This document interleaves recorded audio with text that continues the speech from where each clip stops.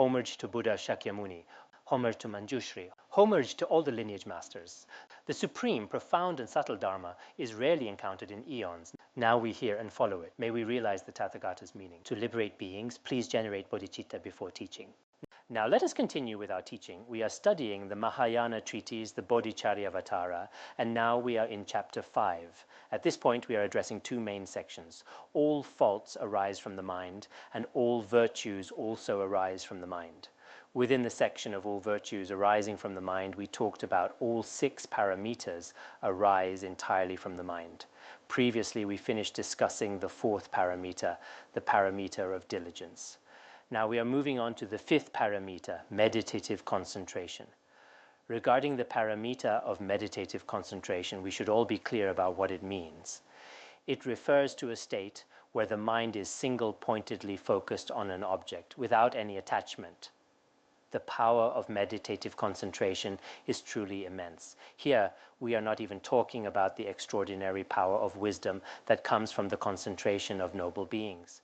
But even worldly concentration such as the yoga of the 4 elements, earth, water, fire and wind, also possesses considerable power and merit. For example, the author of our root text, Shantideva, also relied on yogic meditation to overcome non-Buddhist opponents. We have discussed such stories before. Once a Shantideva Bodhisattva went to a quiet forest and lived together with 500 bhikshus. At that time, Shantideva Bodhisattva built and lived in a small thatched hut. There were many wild animals in that quiet forest. Sometimes these wild animals would all enter Shantideva's hut. Many practitioners witnessed this situation, but later it seemed that many wild animals entered the hut but did not come out. Eventually, some people peeked inside and saw Shantideva apparently eating meat. They began to suspect that Shantideva had committed the negative karma of killing. So all the Sangha members prepared to gather by striking the gong. They were getting ready to expel him from the community. At that very moment, as the Sangha was gathering, all the wild animals come out one by one from Shantideva's hut. They walked freely back into the quiet forest outside. After this, everyone gained unwavering faith in Shantideva's inconceivable conduct and his spiritual accomplishment. Later, Shantideva left the quiet forest and traveled as a beggar. Eventually he arrived at the stupa of Sri Dakshina in the south of India. The stupa of Sri Dakshina could be today's Swayambhunath stupa in Nepal. I once read a historical record of Swayambhunath stupa where it was referred to as Sri Dakshina, so it is generally believed that Shantideva spent quite a long time in Nepal. During his stay there, he lived the life of a beggar. At that time, a maid servant happened to discover his remarkable qualities. Meanwhile, there was a non-Buddhist practitioner, a devotee of Shankara, who announced to the king that in 2 days he would draw a mandala of Maheshvara in the sky using colored powders. He declared, "If you Buddhists can destroy my mandala, then you will be victorious, and I will join your community. But if you cannot destroy it, I will burn all your Buddha images, stupas, and scriptures, and all Buddhists must convert to my teachings." After he made this request to the king had to agree. According to historical records, the king was a Buddhist follower, and he protected the nation by following the principles of Buddhism. But under these circumstances, the king had no choice but to make an announcement. After the announcement, the Sangha gathered, preparing to challenge the non-Buddhists, but no one dared to step forward. At this critical moment, the king was extremely anxious. Just as the tension peaked, the maidservant revealed some of Shantideva's unique hidden accomplishments. With her help, they found Shantideva. Shantideva readily agreed to help. On the 3rd day, as the non-Buddhist was drawing the mandala of Maheshvara, when he reached the eastern gate of the mandala, Shantideva entered wind yoga, or wind meditation as we might call it. At that moment, the sky suddenly changed and a violent storm arose. In an instant, the entire mandala of Maheshvara was destroyed. Everyone, both non-Buddhists and Buddhists, were swept up in the fierce wind. Suddenly, darkness fell over the entire world, enveloping everything in a thick, impenetrable gloom. At that moment, a light appeared between Shantideva's eyebrows, lighting up the king, the queen, and everyone. Earlier, Shantideva had asked the maidservant to bring a bottle of water, 2 pieces of cloth, and some fire.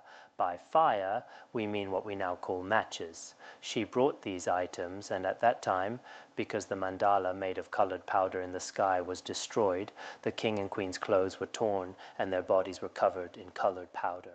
The maidservant used the pure water to bathe them and wrap them in the 2 pieces of cloth. Afterwards, they built a fire pile using the fire seed. Finally, in the warmth and light of the fire, everyone enjoyed the happiness of triumph together. Afterwards, the king issued an order to destroy all non-Buddhist temples and required the followers of non-Buddhist schools to join Buddhism. The place where the non-Buddhists were defeated came to be known as the place of the non-Buddhist defeat. Even today, the ruins of this place can still be clearly seen. This is also recorded in some historical texts. This is one of the 7 rare accounts of Shantideva, which I said earlier that I would share them with you when the opportunity arose. So today I am taking this opportunity to talk a bit about it.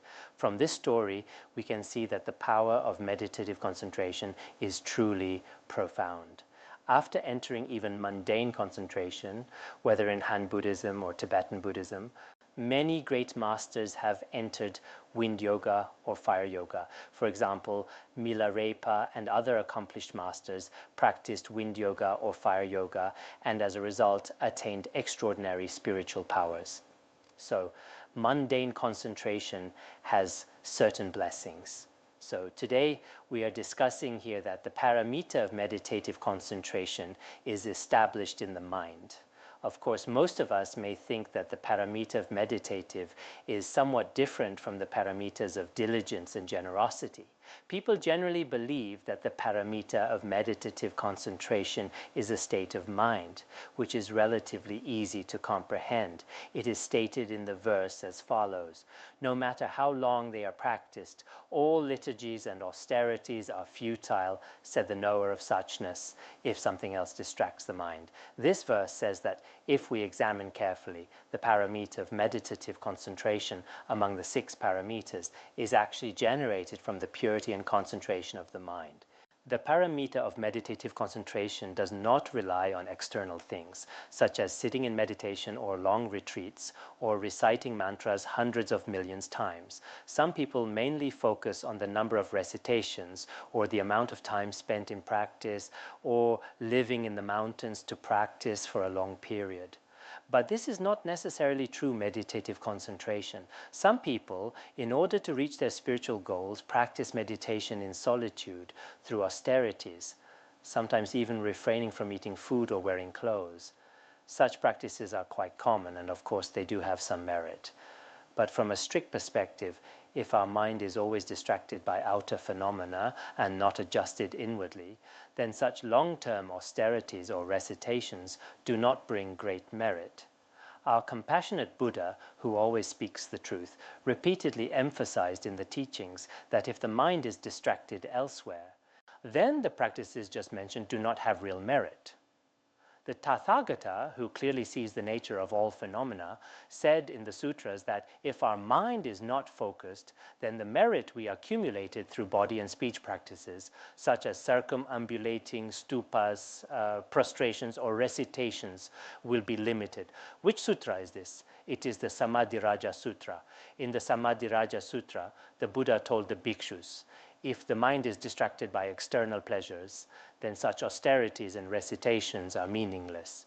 Buddha also taught in sutras such as the Prajnaparamita Sutras that if the mind is distracted, not even self-benefit is achieved, let alone benefiting others. So if the mind is distracted externally, then whatever practice is done by body and speech has little merit. At this point, it should be clear to everyone that such actions bring little virtue. Not only is this stated in the sutras, but also by later great masters.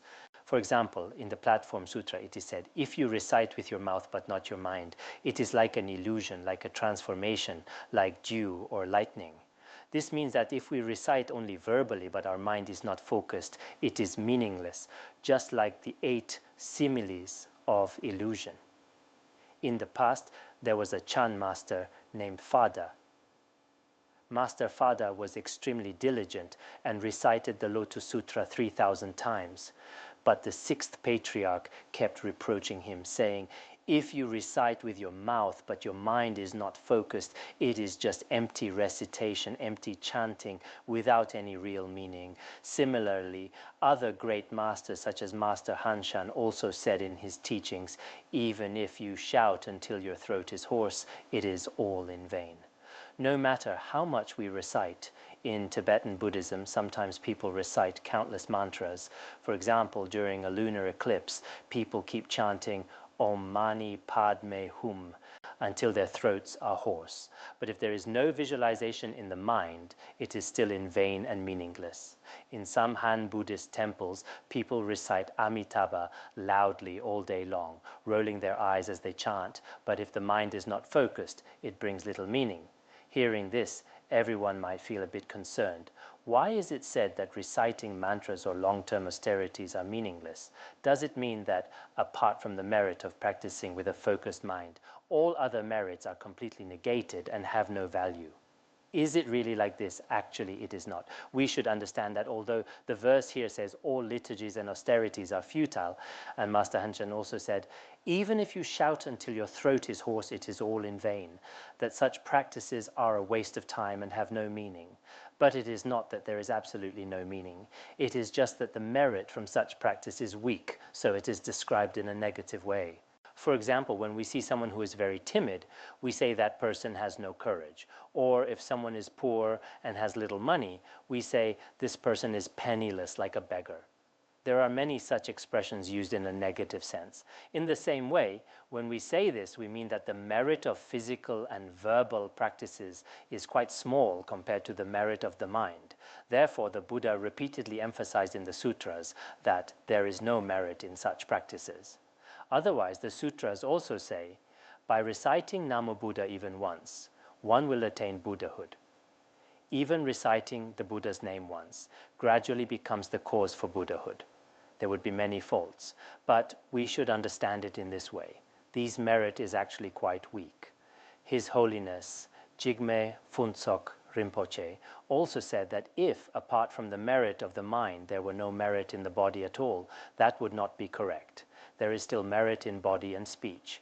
For example, the householder Srijata was a small insect in a previous life, and it circumambulated a stupa unintentionally, and this eventually became the cause for its liberation. If there were no merit in body and speech practices, then this story could not be explained. In another story, when Captain Compassionate Heart killed someone with an extremely pure mind, and in so doing accumulated vast merits of many eons. But because he committed the act of killing with his body, the Buddha later manifested, experiencing the results of that act of killing even after attaining enlightenment. So both body and speech can create merit or faults. We should understand it in this way.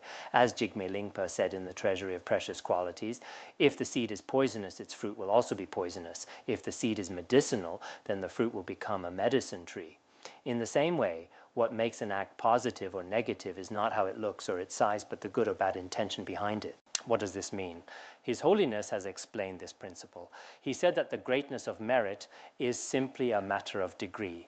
It does not mean that only the mind can create virtue and non-virtue, or that only the mind can be virtuous or non-virtuous. It is not that the body and speech have nothing to do with it. If it were the case, then many great masters throughout history, those who mastered the Tripitaka, who recited countless mantras with their mouths and performed hundreds of thousands of prostrations and circumambulations with their bodies, all the merit they accumulated would be meaningless. So, as we study the Dharma, we should carefully examine the relationship between karma and its results.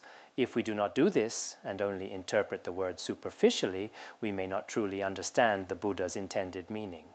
Because in the sutras, sometimes the same action appears to have no merit, while at other times it appears to have great merit. If we are not skilled in discerning the Buddha's skillful means and the deeper intent, it is very easy to misunderstand. Nowadays, some people easily say things like, if you do this, you will fall into hell. They speak even more boldly than the Buddha. Why is this? The subtle relationships of karma and its results are beyond the grasp of the ordinary, conceptual mind. So, Whether we do good or bad deeds, the results are indeed not easy to discern on the surface. For example, the Buddha said in the sutras that someone mistakes an ordinary person for an arhat and makes offerings to them because their mind is pure, they receive the merit of offering to an arhat, even though it was a mistake. Some people once asked me, I thought someone was a great lama and made offerings to him, but now I realize he is not. What should I do? I have shared this story before. If you made a mistake, it's okay, as long as your mind was pure at the time, and you did not later develop regret, there is still merit. For example, the poor woman who mistook a dog's tooth for a relic of Buddha Shakyamuni and prayed with single-pointed devotion eventually attained Buddhahood herself. From the perspective of Buddhist logic, it was not a Buddha's relic, but a dog's tooth, so this is a mistaken perception. One might say there should be no merit. But as long as the mind is pure, we can still gain virtue. Such cases do exist. Sometimes the mind seems pure, but still no merit is gained. For example, the mother of Maudgalyayana created negative karma for the sake of her husband and son.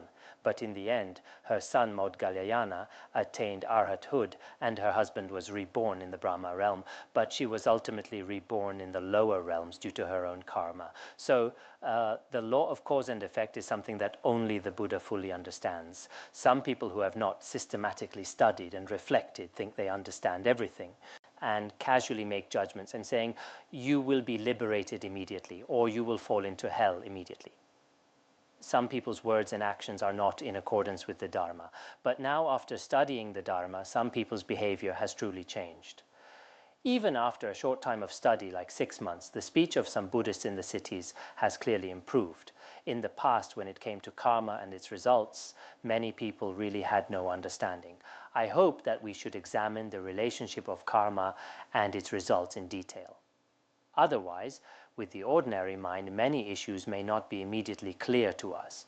For example, in the sutras, karma is classified in many ways. Some types of karma lead to rebirth only once, like the story of a woman who developed compassion for her son and was eventually reborn in the celestial realm.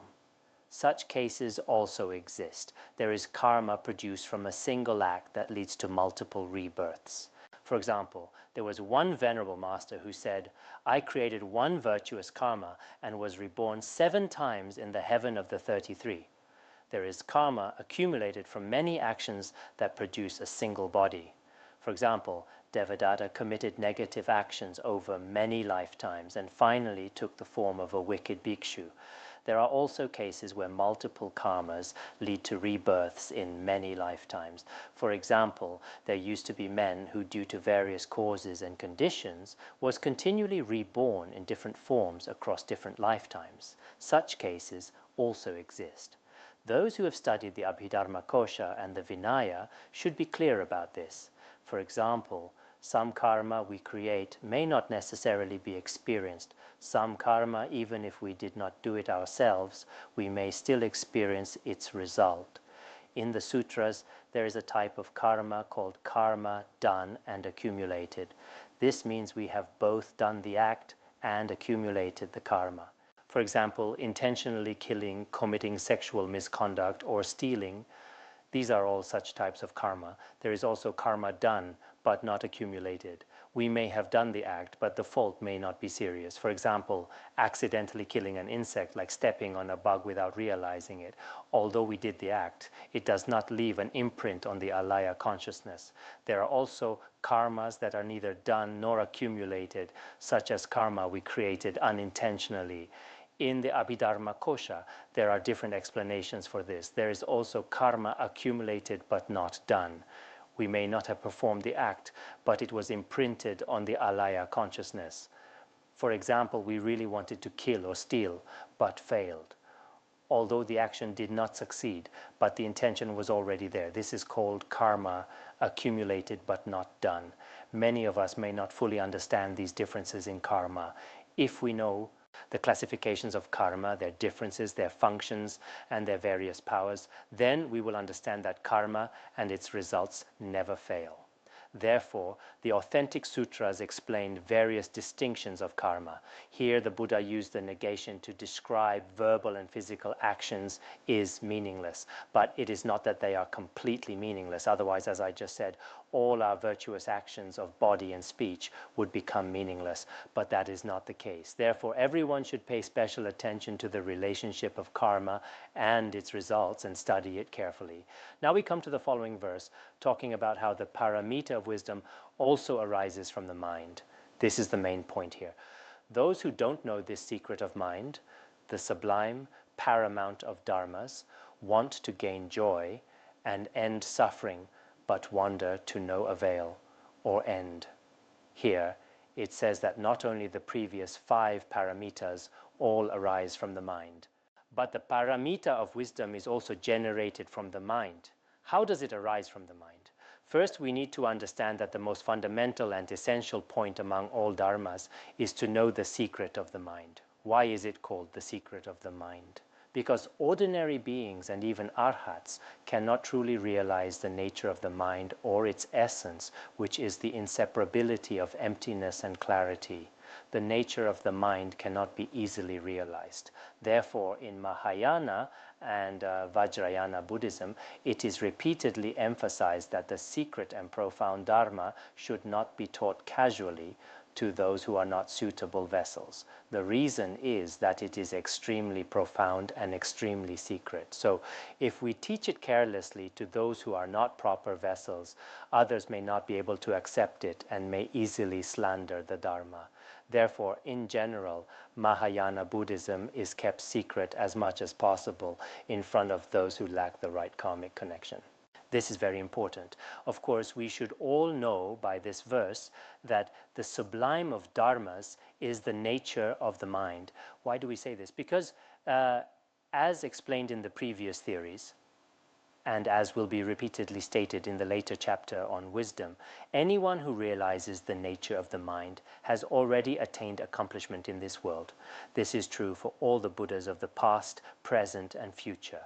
Anyone who realizes the secret of the mind, in order to realize the secret of the mind, our teacher, Buddha Shakyamuni, taught the 84,000 teachings out of great compassion. Therefore, we must understand the nature of the mind. Knowing the nature of the mind is extremely important. Of course, to understand the nature of the mind, one must practice one's own mind. If we do not practice our mind, we cannot realize it. Therefore, Patrul Rinpoche used to say, and His Holiness Jigme Phuntsok Rinpoche often quoted this teaching, saying, if the teachings of the Nyingma elders are true, then practicing the mind is extremely important. Although the words are brief, they carry a profound meaning. That is to say, the teachings of the Nyingma lineage masters are absolutely true without the slightest error, and their teachings repeatedly emphasize that we must practice the mind. If we do not practice the mind well, the secret of the mind cannot be realized. Nowadays, many different people, including many scientists, are searching for the mysteries of the ocean, the mysteries of minds, and so on. They are constantly exploring many things in the external world, but exploring outwardly is not so important. It is much more important to turn inward and explore the mind. Why is this so important? By doing so, we can realize the secret of the mind, which is the inseparability of appearance and emptiness. According to the Madhyamaka, or the Mahayana treatises of the Sutrayana, the nature of the mind is explained as the inseparability of emptiness and luminosity. In the Perfection of Wisdom, in 25,000 lines, it is also said, mind is without mind, its nature is luminosity. If we explain it according to the meaning of the second turning of the Dharma wheel, it is as described in the Diamond Sutra. The past mind cannot be found, the present mind cannot be found, the future mind cannot be found. Such a mind is in fact the sublime paramount of dharmas. Anyone who realizes its nature has already attained liberation from samsara. Therefore, in the past, His Holiness Jigme Phuntsok Rinpoche often advised us that we must, through the secret teachings, especially through the practice of the primordial purity of Dzogchen, recognize the nature of our own mind.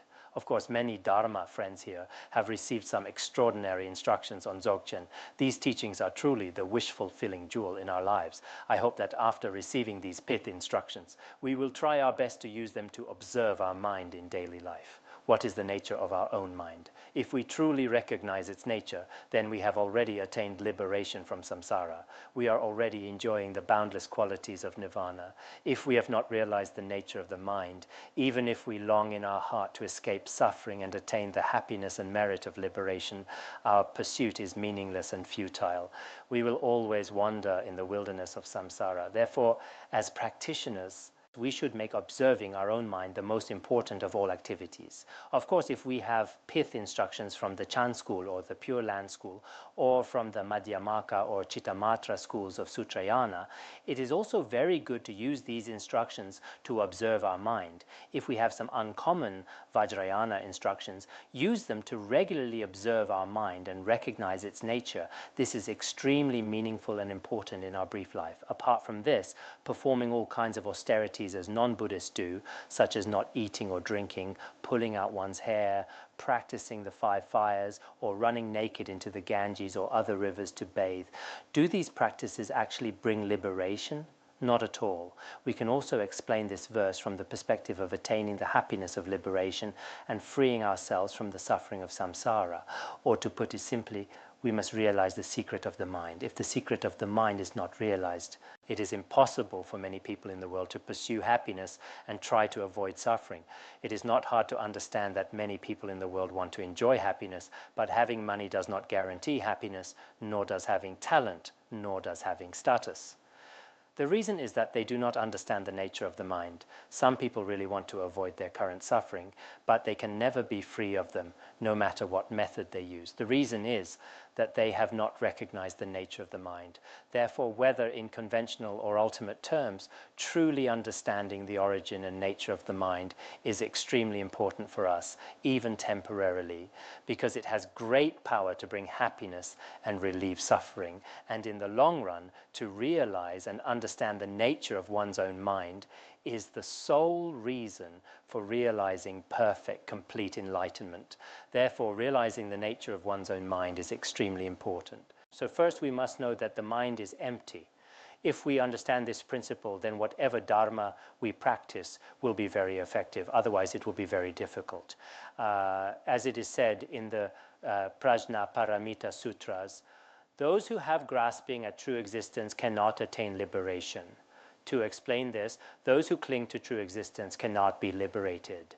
Therefore, as long as we maintain the view that both mind and external phenomena truly exist, can we attain liberation or be free from suffering? It is extremely difficult. Therefore, when practicing the Dharma, everyone should recognize their own mind. Just as stated in the Avatamsaka Sutra, all the activities of bodhisattvas depend on the mind, and all actions that benefit sentient beings also depend on the mind. The principle taught in the Avatamsaka Sutra is true. Whether benefiting sentient beings or practicing the conduct of a bodhisattva to tame our own minds, we must realize the nature of our own minds. Next, we come to the summary verse known as the summary meaning. Earlier, we discussed the merit of guarding the mind and the faults of not guarding it. So we have explained it from both perspectives. Now we come to its summary meaning. In other words, we talked about the merit of guarding the mind and the faults of not guarding it. The summary of these 2 points is expressed in the following verse. Thus I will grasp and protect well this mind of mine. This discipline of guarding mind aside, why bother with multifarious disciplines? This verse says, we have already carefully summarized the merit of guarding the mind. All 6 paramitas, all virtue and happiness, arise from the mind. At the same time, we have also summarized the faults of not guarding the mind. All worldly and supramundane suffering and misfortune are all produced by our own mind. After understanding these benefits and harms, a wise person should constantly use virtuous mindfulness to carefully guard and master the mind, and with awareness regularly observe the 3 doors of body, speech, and mind. In this way, we can properly protect our minds. In short, we must guard our minds.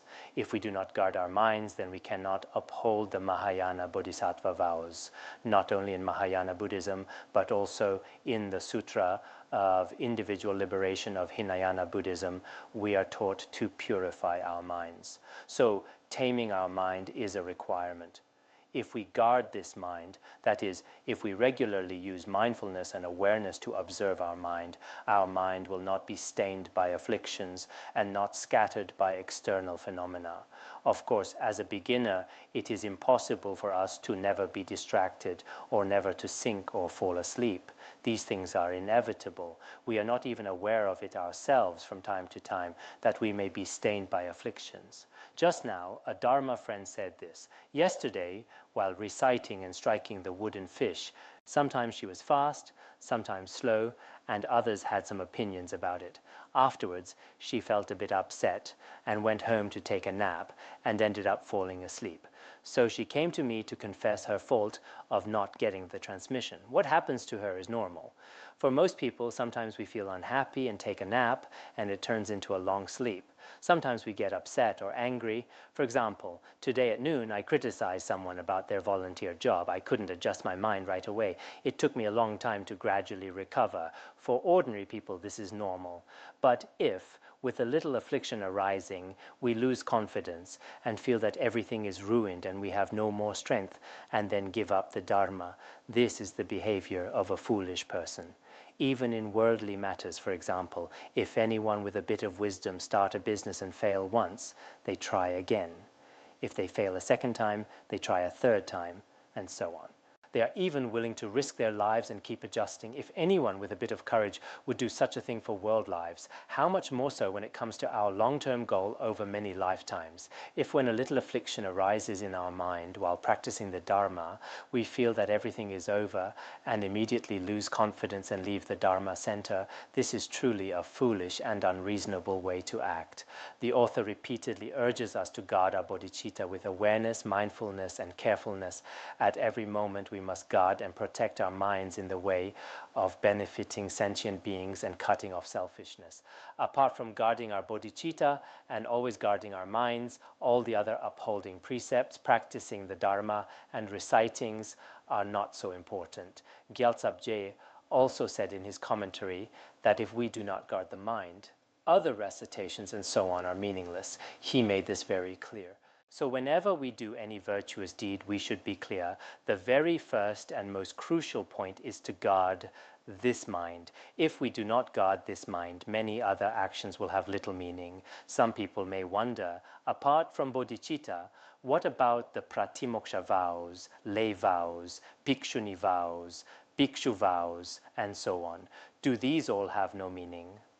Of course, this does not mean they are meaningless, but we take all these pratimoksha precepts to help us guard this altruistic bodhicitta. According to many great masters, they serve as supportive conditions for us to guard the mind. Nowadays, monastics have proper deportment, or mantra practitioners have their own distinctive attire, for example, keeping their hair long, wearing white shawls, and so on. Monastics also have such distinctive outward appearances, such as shaving their heads and wearing robes, and so on. So every Buddhist has their own different deportment. Are these forms of deportment important? As supportive conditions for guarding the mind, they are very important. If external appearances do not bring any benefit to us in guarding our minds, then they are not very important. Mipham Rinpoche also said in one of his teachings that if it does not help to tame the mind, wearing robes and so on has little meaning. As monastics, why do we shave our heads? Why do we wear red or yellow robes? The reason is that these symbols remind us to pay attention to guarding the mind. As a monastic with a shaved head, if we do something wrong in society, others will criticize all monastics, so I must guard my mind. This is a skillful means given by the compassionate Buddha to help us guard the mind. So we should not think that guarding the mind is just a minor aspect of monastic life. We must understand that many of our deportments today are established to help guard this pure mind. Therefore, in the Heap of Jewels Sutra, it is said as follows. If the mind is pure, then the body is pure, but if the body is pure, the mind is not necessarily pure. Therefore, only when the mind is pure can our conduct be called pure conduct. What is pure conduct? Pure conduct means that our mind must be pure. Only then is it truly the conduct of a monastic. If the mind is not at all pure, then the external appearance alone is of no benefit. Especially, we should know that any action or speech that harms our bodhicitta is the activity of demonic forces. The Buddha also said this in the Avatamsaka Sutra. Any so-called virtuous action that destroys bodhicitta should be considered the work of Mara. This is made very clear in the Avatamsaka Sutra. Therefore, if our bodhicitta is harmed, then our other virtuous actions are not very important. We are now studying Mahayana Buddhism. Recently, some people said, I want to take the bhikshuni or bhikshu vows at Triple Platform Full Ordination Ceremony. I did not permit any of these. I think it is not easy for us right now to receive the Bodhisattva vow and to guard this bodhicitta. If you go elsewhere now and get an ordination certificate, of course, I also acknowledge that the 7 types of pratimoksha vows are extremely important in both Tibetan and Han Buddhism. Nagarjuna also said that precepts are the basis of all merit, the foundation of everything, like the earth. I understand this very well. It is not that I am telling you not to take pratimoksha precepts, but when it comes to practicing virtue and pursuing the good, you must know what is most important. If you do not know what is most important and just follow others' words, that is an act of madness and has little meaning. According to the Avatamsaka Sutra, everyone should know that guarding the mind is extremely important. If you do not guard your own bodhicitta, then all the outward deportment, recitations, and all kinds of virtuous activities are meaningless. They have no real value. For example, if you do not guard your own bodhicitta, no matter how beautiful your clothes are, how long your mala is, or how shiny your shaved head is, they have no real meaning. In Tibetan Buddhism, there are also all kinds of grand events with great pomp and ceremony, but honestly, these things are not so meaningful. Some lamas invite many lay people and also invite many singers to their consecrations. No matter how beautiful the songs or how wonderful the performances, they bring no real help for guarding the mind. All these external activities are just for show. No matter how lively the occasion, it is just for the atmosphere. Therefore, for those of us practicing Mahayana Buddhism, it is extremely important to guard this mind. That is why Shantideva said, this discipline of guarding mind aside, why bother with multifarious disciplines? They are not very meaningful. Therefore, as true practitioners, of course, with the changing times, there may be some changes in the behavior and conduct of monastics, and we cannot resist the tide of history. But as practitioners, as great masters and devoted lay practitioners, all these grand external activities are really not that important. What is important is the inner observing of the mind.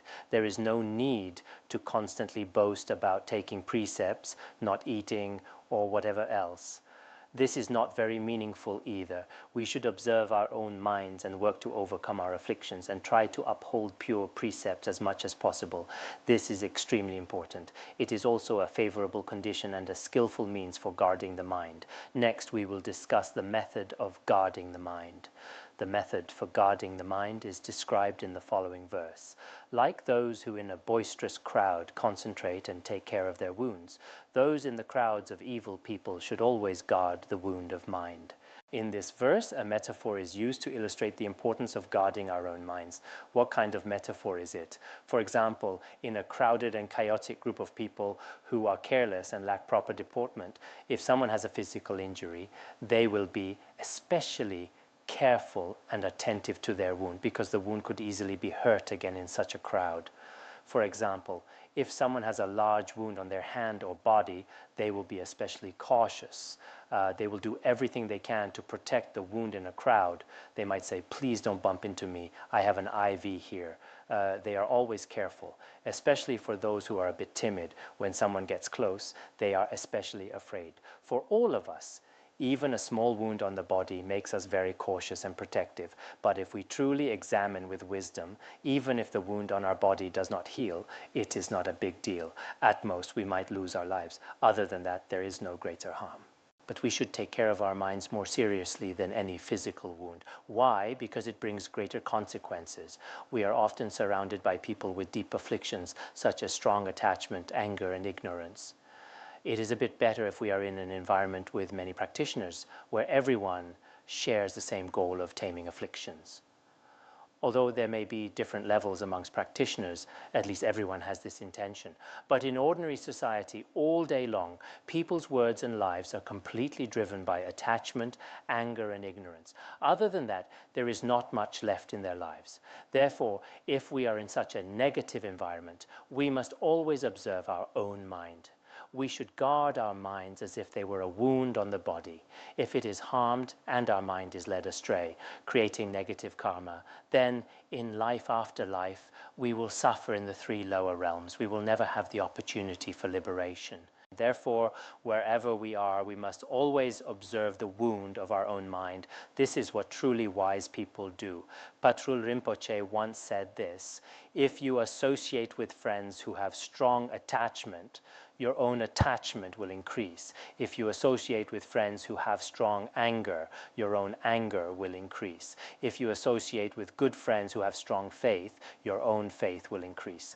If you associate with friends who have great compassion, your own compassion will increase greatly.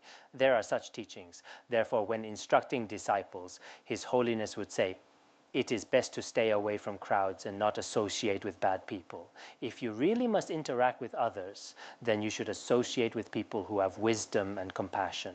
Never associate with evil people. For ordinary people, the power of the mind is very weak. It will easily be influenced by external circumstances and eventually assimilated. Eventually, you yourself will gradually become a bad person. This can be clearly seen. For example, when some people first leave the monastery, their compassion and renunciation are still quite strong. But in the city or in secular groups unrelated to Buddhism, they basically change. People are always holding malas, reciting, and love to read in the institute or monastery. But after a year or two, in society, when they return to the institute or the Buddhist community, they seem like a non-Buddhist journalist. From their words and actions, one feels disappointed and discouraged. From their words and even their eyes, one can tell they have lost all interest in practice. So Mifam Rinpoche said in other teachings, no matter how bad the world is, you must not let your noble character decline.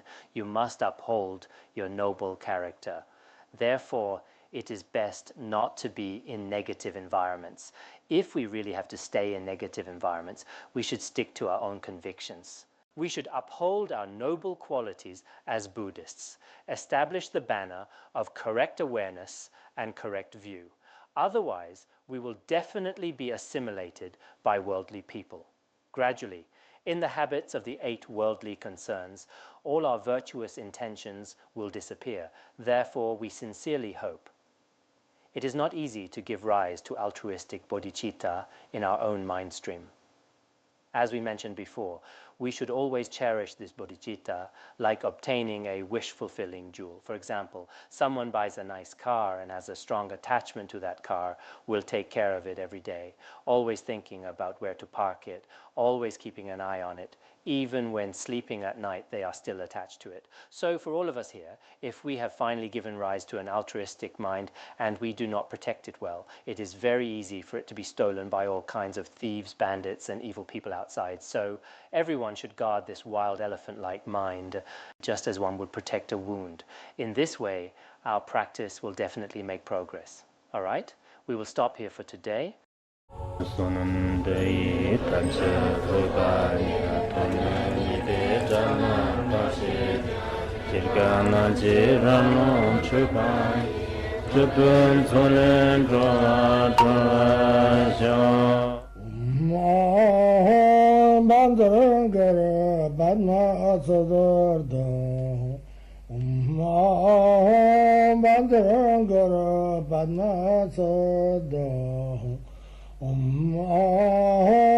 Bandara Banma Sadar